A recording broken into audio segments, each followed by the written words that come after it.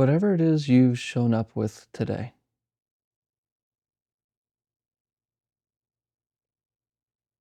whatever emotion, situation, worry, problem you have,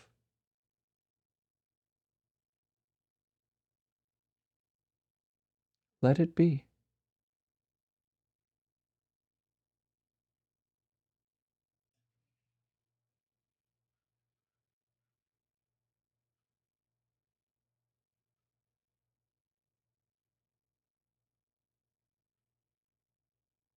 Completely give up control in trying to change a situation, trying to control our situation. Just see what is already here, right now.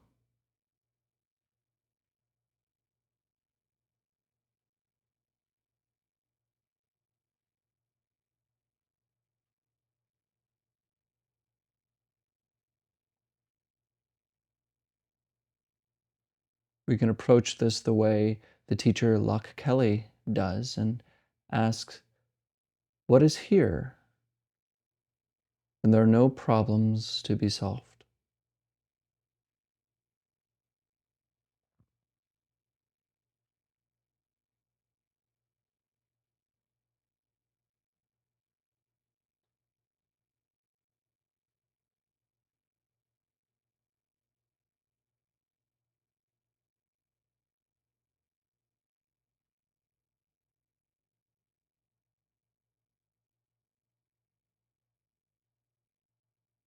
What is here?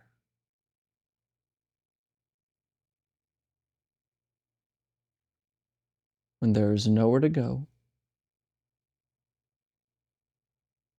nothing to do, and no one to become. What's left?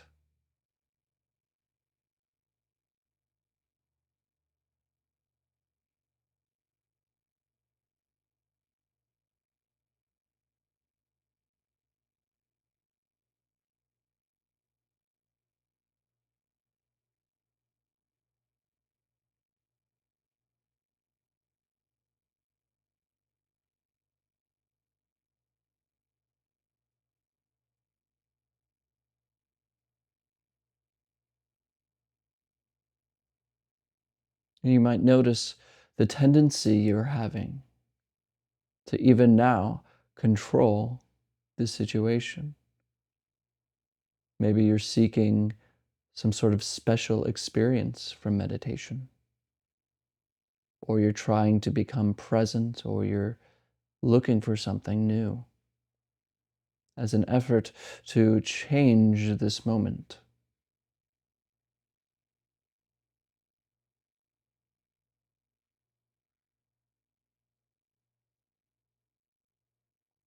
But instead of trying to change, how about we allow?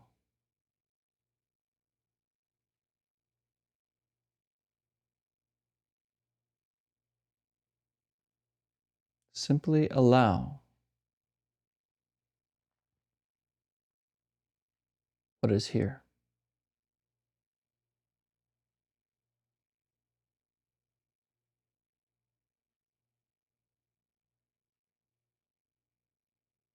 Let it be.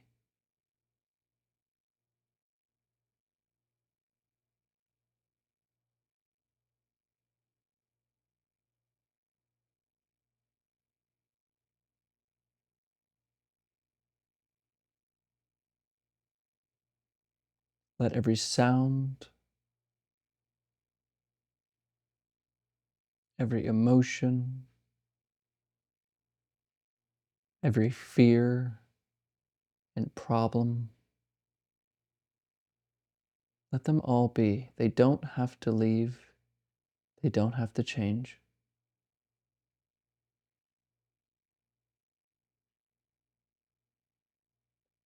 Finally,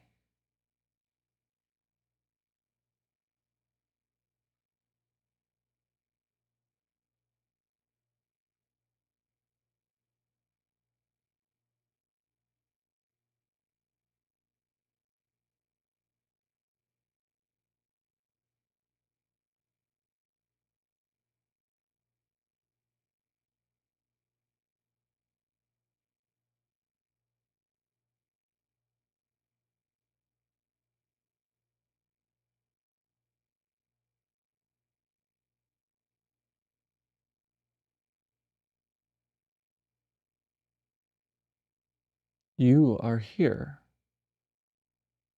and that's all.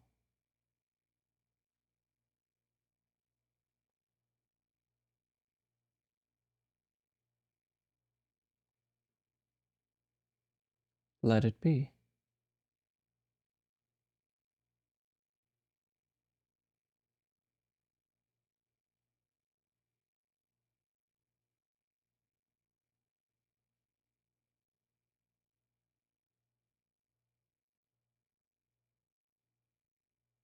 Now, you may notice that the mind doesn't know how to do this.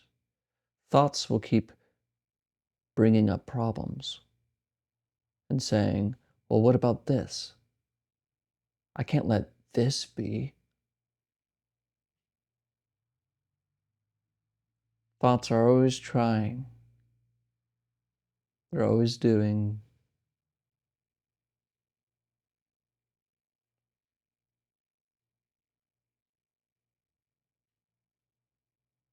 But you are not these thoughts. And they don't need to be quiet either.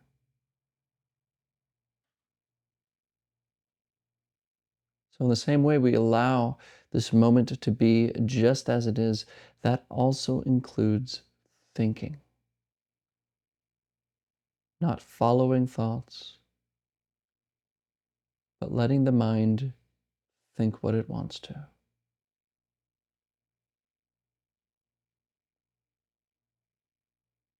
Let it all happen.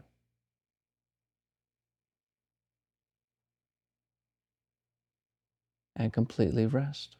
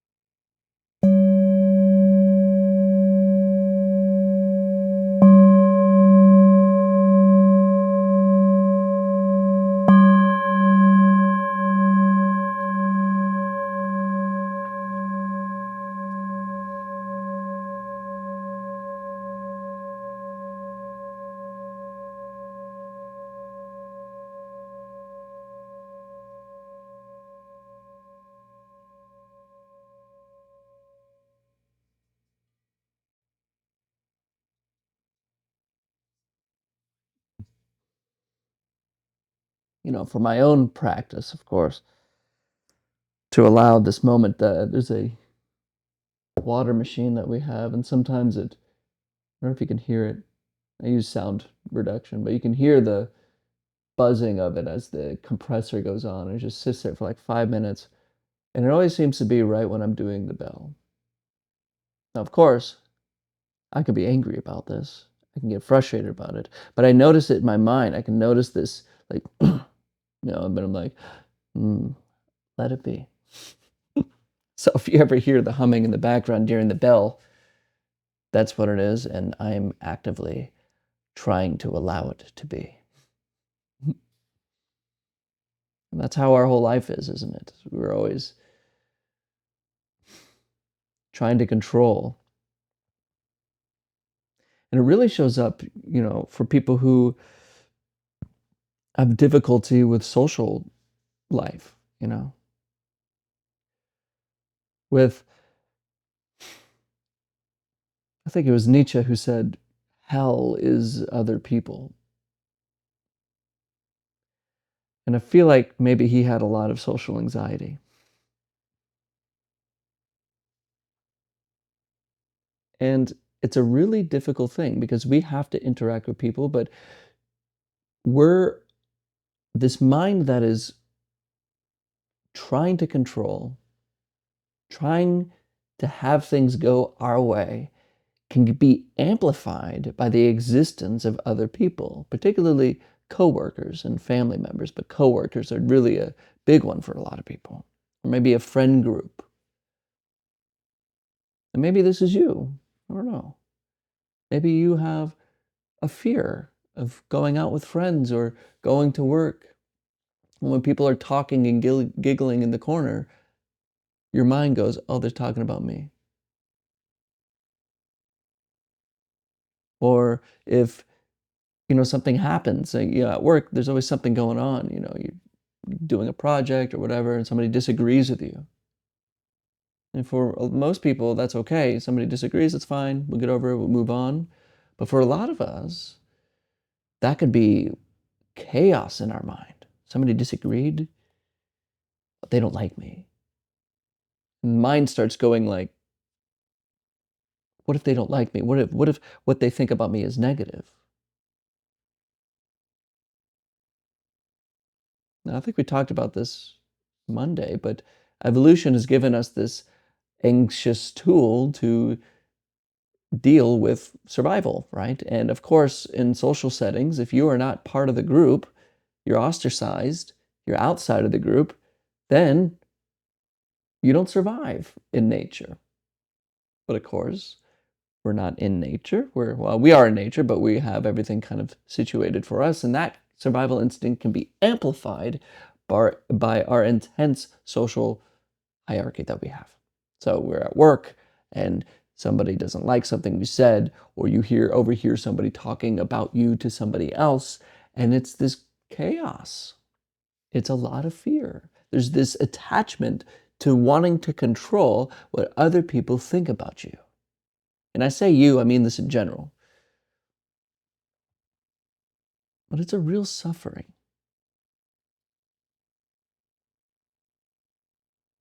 And it's unnecessary. And a lot of the social anxiety stuff too really comes from our upbringing. Maybe we didn't get a lot of attention from our parents, or maybe we were, actively bullied as a child. And so we have developed these defense mechanisms that are terrorizing us. Now, I say all this because I run into this with people a lot. Fortunately, it's not something I suffer from so much, but it's definitely something I see a lot. And people worry about what other people think.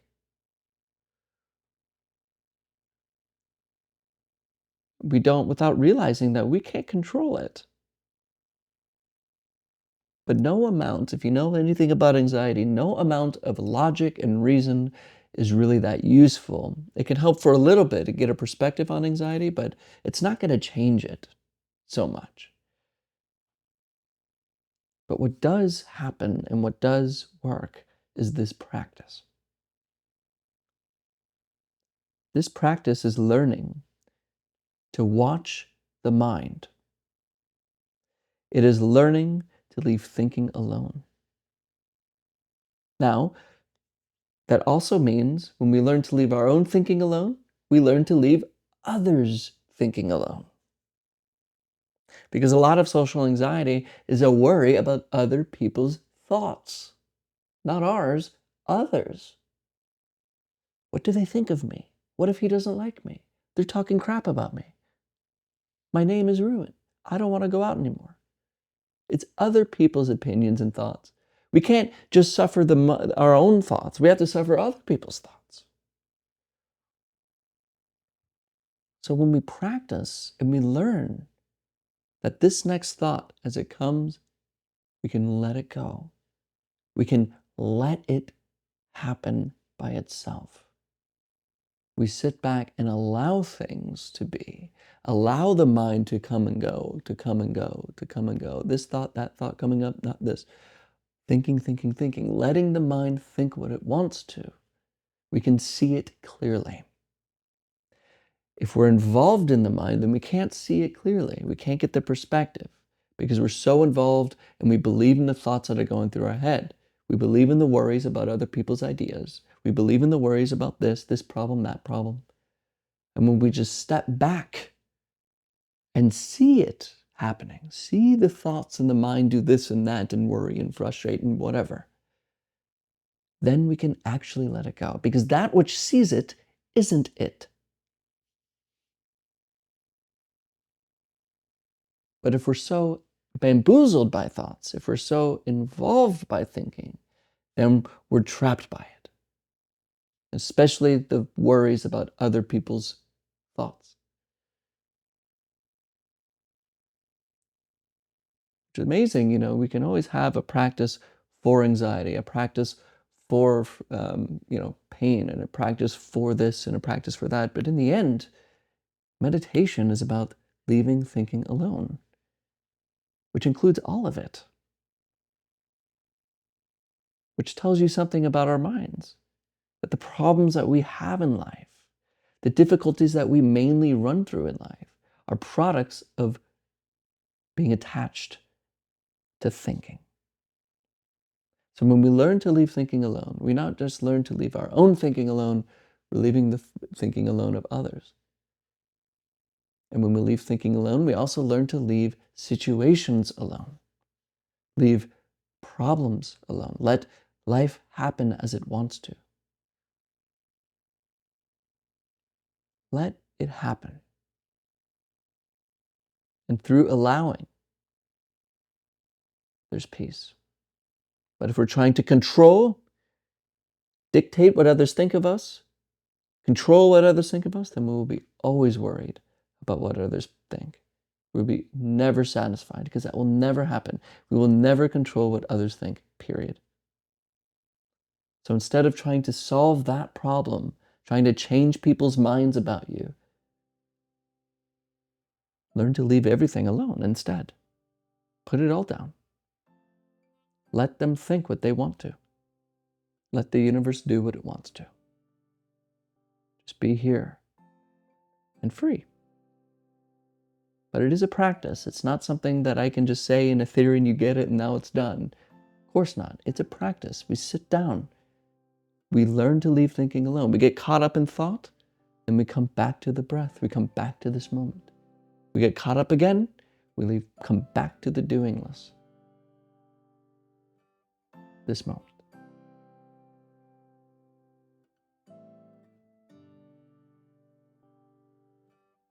And as you know, all of these are ad-free, all of these videos, and there'll never be a paid thing for this. This is always going to be free. But if you like this work, you like what I'm doing here, if you want to support me, there are 2 links below.